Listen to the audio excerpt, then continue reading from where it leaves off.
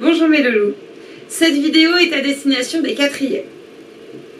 Alors, chaque quatrième, nous en sommes au chapitre de la reproduction chez l'homme. Je vais reprendre un petit peu ce qu'on avait vu avant le confinement parce que selon les classes, nous n'avions pas terminé l'activité 1 ainsi que les schémas de l'appareil reproducteur et le bilan de l'activité 1. Reprenons tout ça ensemble. Déjà, il faut avoir à l'esprit que l'être humain va réaliser une reproduction sexuée.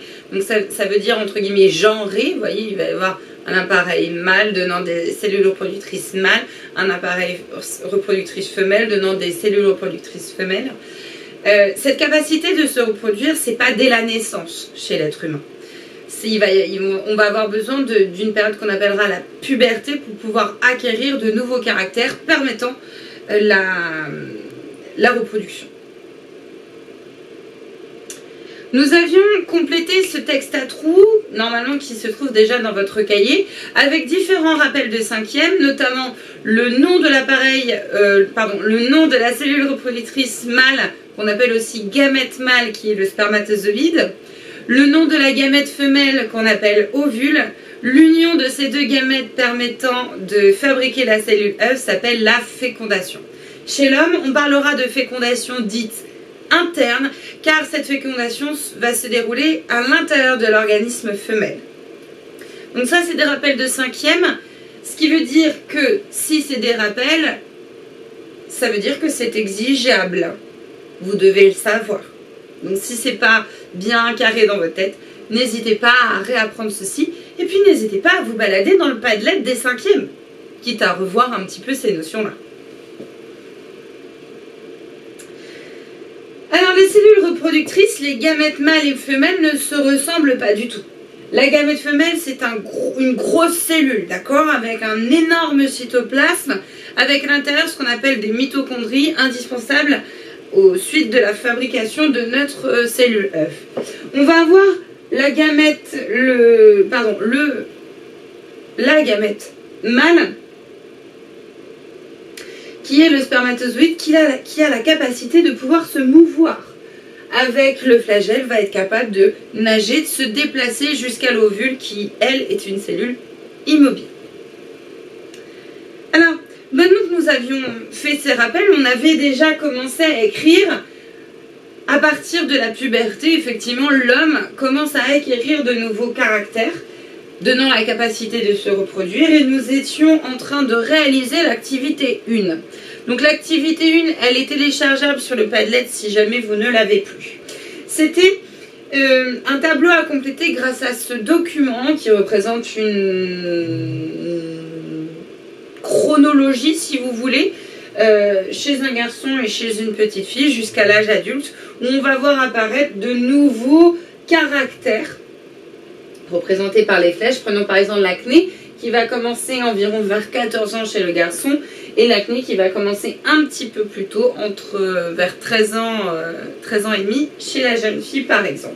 Donc on va avoir tout un tas de modifications qu'il va falloir compléter dans le tableau, ainsi que donner le titre de ce tableau, également souligner, repérer en bleu et en rouge les différentes transformations morphologiques au niveau du corps, et physiologique, j'ai envie de dire presque interne au corps, vous voyez.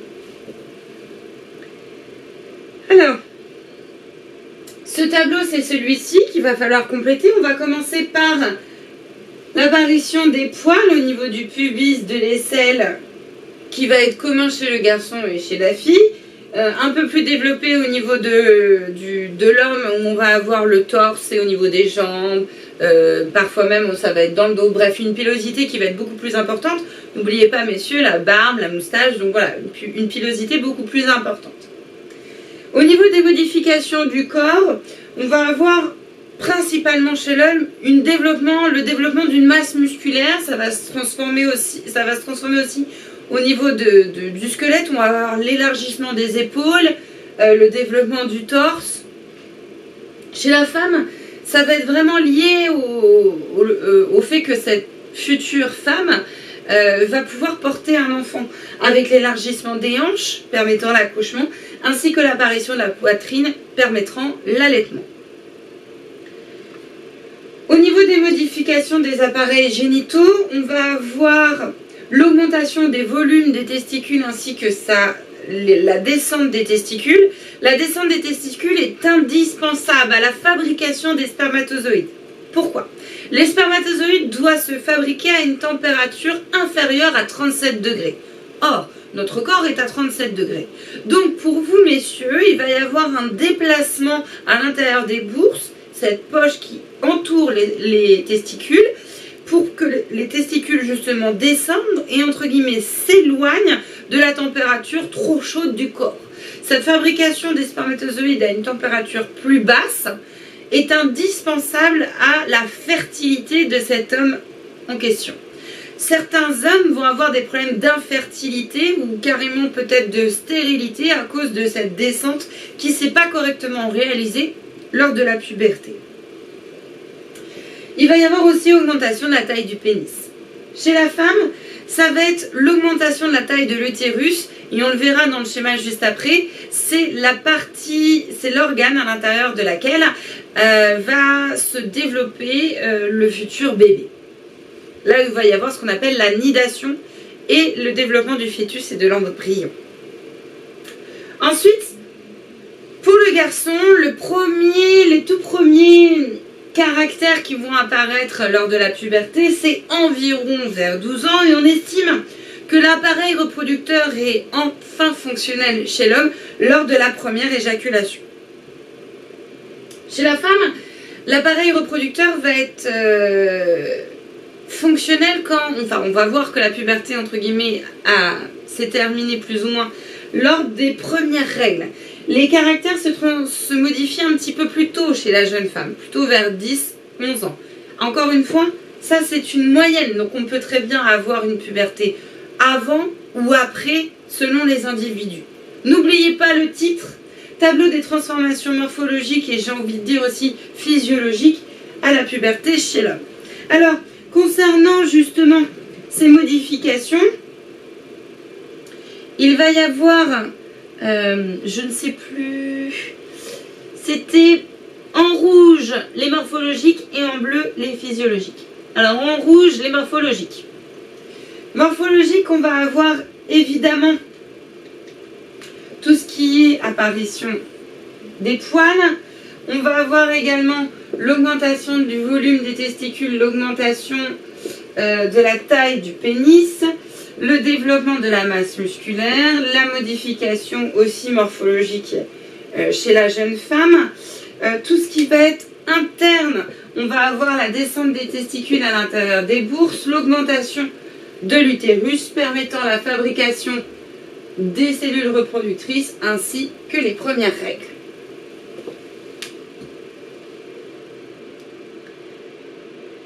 Alors, l'ensemble des caractères lors de la naissance, on va voir en fait dès la naissance, on est capable de dire ceci c'est un petit garçon, ceci c'est une petite fille. Je dirais même bien avant la naissance, à partir de 3 mois, on va avoir ce qu'on appelle un sexe différencié, c'est-à-dire qu'on va avoir une partie génitale externe visible, différente selon le garçon et selon si c'est une petite fille. Bien. Ça, c'est ce qu'on appelle des caractères primaires. Ils sont arrivés en premier, entre guillemets, dès la naissance. Mais ça ne veut pas dire que l'appareil reproducteur est fonctionnel. Il va falloir l'apparition des caractères dits secondaires pour que cet appareil reproducteur va se transformer, continuer sa transformation ou continuer sa transformation pour acquérir de nouveaux caractères permettant justement la possibilité de se reproduire.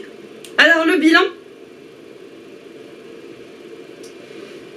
est à écrire dans votre cahier. L'être humain devient capable de se reproduire à la puberté.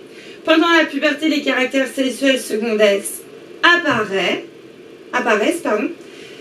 Les organes génitaux, donc reproducteurs du garçon et de la fille, commencent à fonctionner. Première éjaculation et les premières règles, souvenez-vous. Ce bilan, n'hésitez pas à le regarder sur le Padlet ou à mettre pause si je vais trop vite. Il va falloir vous télécharger également une petite feuille sur le Padlet avec les 2 schémas de l'appareil reproducteur qu'il va falloir légender.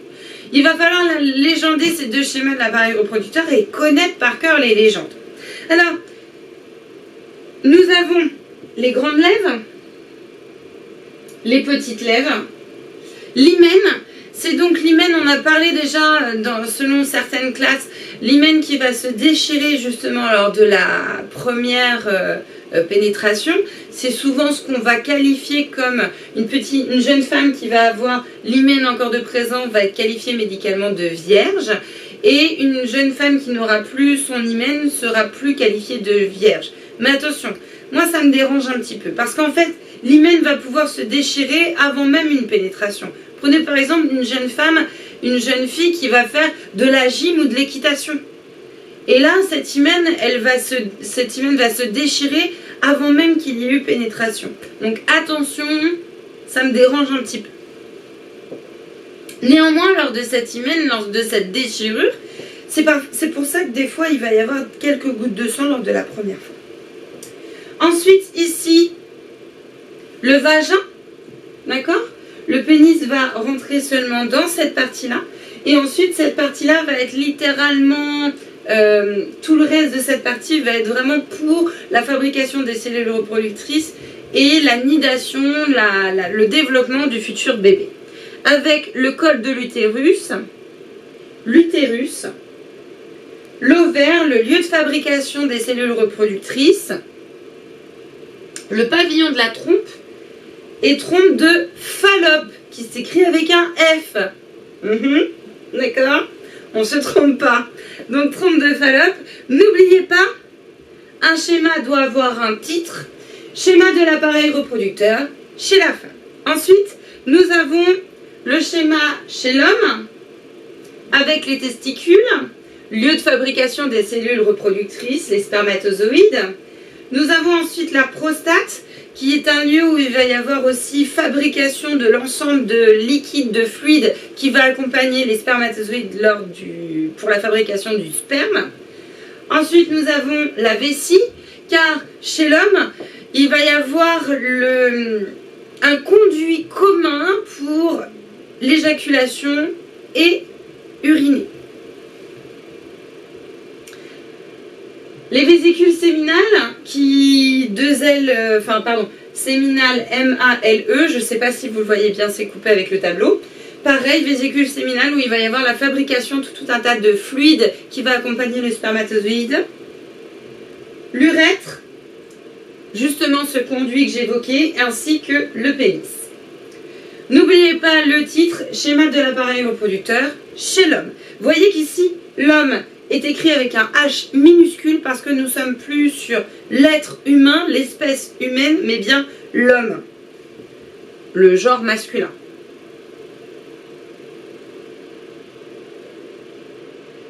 Attention, ces schémas sont à savoir par cœur.